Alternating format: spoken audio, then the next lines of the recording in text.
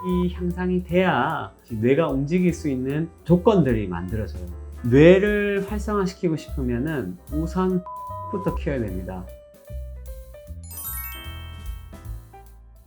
근육의 구조를 보게 된다면 이제 근육의 한 중간에 근복이 있고 또 그것을 싸고 있는 이제 외막이 있죠. 근막이 있고 또 가장 안쪽에서 근방추가 신경세포를 통해서 중추신경계로 근육의 정보들을 전달함으로 해서 이제 고유 수용 감각이 그렇게 전달되게 되는 것이죠.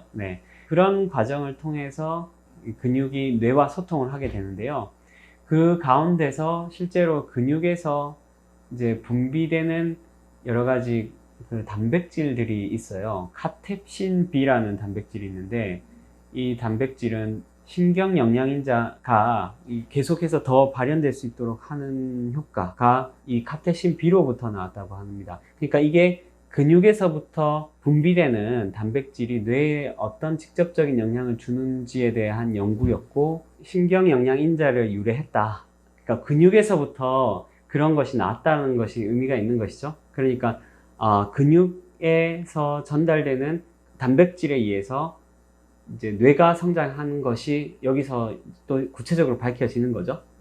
그리고 또 이리신이라는 단백질도 직접 연결돼서 이것은 이제 알츠하이머병에 진전되는 것을 늦추는 효과도 나왔다고 합니다. 이거는 2019년도 연구예요. 근육에서 분비되는 단백질이 손상된 기억 자체를 회복할 수 있다고도 해석이 가능한 연구입니다. 아까 말씀드렸던 그 성장에 대한 이슈에서 더 구체적으로 보면 그런 기억의 손상을 회복시키면서 여러 가지 뇌 질환에 대한 것도 예방할 수 있는 것이 근육으로부터 나왔다는 것이죠. 이제 그렇게 하다 보니까 어디가 좀 주목되기 시작했냐면 허벅지 근육이 주목되기 시작했어요. 왜냐하면 이 허벅지가 전체의 근육량 중에서도 부피가 또 가장 넓다 보니까 이 허벅지 근육이 줄어드니까 이제 인지 기능도 떨어진다는 그런 연구 결과가 있었던 거죠. 그래서 허벅지 근육을 계속해서 단련해 가지고 여기서부터 근육에서부터 분비되는 여러 가지 그 긍정적인 단백질과 그 근육의 신호들이 뇌로 전달되면서 뇌가 또 엄청나게 활성화되는 쪽으로 이어지기에 정말 우리가 그 나이가 들수록 이 근육이 빠지고 특히 허벅지 근육이 빠지기 쉬운데 이 부분을 단련을 해야 되겠다는 걸 너무나 여실하게 느끼게 됩니다. 이것을 2015년 연구 결과에서 이것도 나왔다고 합니다. 이런 내용들이 또 스트레스 조절하고도 관련이 있어요. 스트레스. 그래서 근육에서 분비되는 PGC1, 알파1 단백질 수치가 증가하니까 이제 KAT라는 또 단백질이 활성화되는데 이것이 스트레스 작용을 유발하는 키뉴레닌을 아예 억제를 하는 거. 키뉴레닌이라는 것이 뇌로 전달돼서 스트레스 작용을 일으키는데 이것을 아예 억제하게 되면서 스트레스 작용도 줄어들게 하는 그런 효과가 있는 겁니다.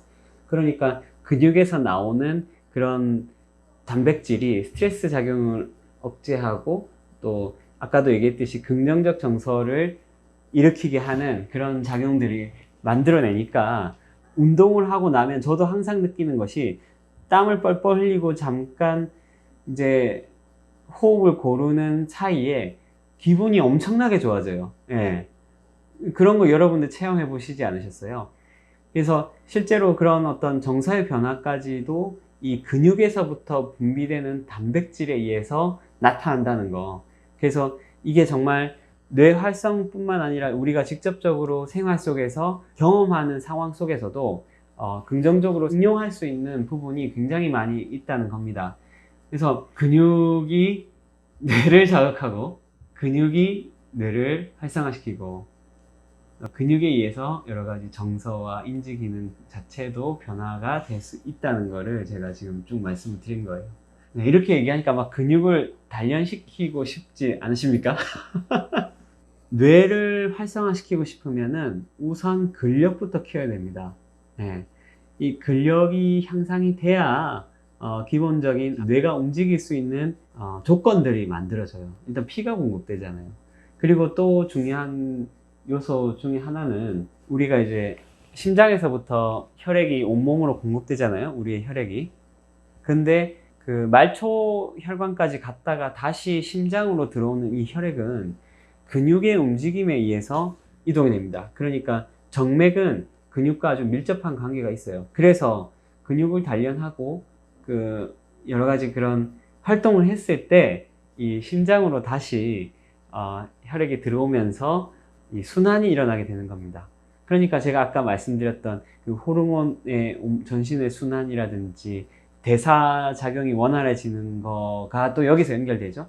해마가 이제 운동을 통해서 해마가 그 두꺼워지는 효과가 이제 나타나기에 이 해마는 그 단기 기억을 장기 기억으로 전환시켜주고 최근에 또 해마에서 그 하는 중요한 기능으로 밝혀진 것은 새로운 것의 탐지, 직전과 지금 상황에서 변화를 감지하는 그런 기능으로서 해마가 너무나 중요하다는 것이 밝혀지고 있는데, 이 해마가 그 근육을 움직이고 했을 때 두꺼워진다는 것이 그 이제 밝혀진 사실.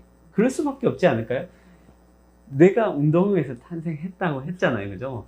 뇌에 작용하는 데 있어서 해마는 엄청나게 중요한 역할을 해요. 우리가 이 피질이 있고 이제 해마는 이 안쪽에 있다고 배웠는데, 사실상 피질에서부터 이렇게 말려 들어가서 해마가 이렇게 들어가는 거예요. 그러니까 어떻게 보면은 이제 이 피질 중에서 굉장히 형님 피질입니다.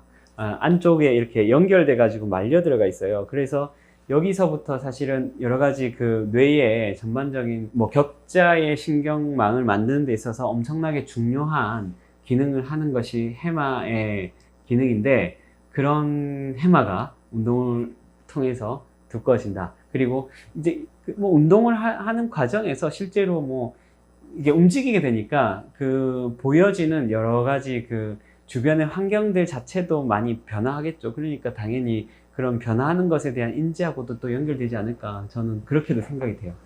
예.